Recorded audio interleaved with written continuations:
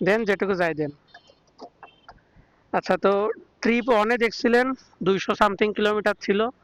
আমরা এখন fuel load দিচ্ছি। এবার হালকা ভাসায় ভাসায় দেবেন, ঠিক আছে, এই মাঝখানের বারটা। এখন দেখা যাক এটা কতটুকু ফুয়েল যায়। আরো দেন, আরো। এটা হালকা ভাসায় দেবেন এইটা। 1000 টাকা যাবে? 60 টাকা দেন। থাক, 60 টাকা দিলে ঠিক ঠিক হইতো, আর দরকার ছিল না। আচ্ছা, ওই 70 টাকা করে দেন। থাক থাক ও। তো আমি এরকমই ফুয়েল ভরি, হালকা 19-20 হইতে পারে। তো 970 টাকার ফুয়েল গেল 7.93।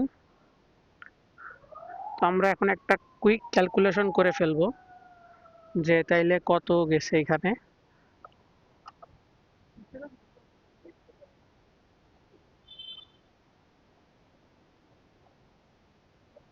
এখানে ট্রিপ অনে আছে হচ্ছে 262.3। 262.3 ভাগ এখানে গেছে হচ্ছে 7.93। 7.93, তার মানে 33 মাইলেজ।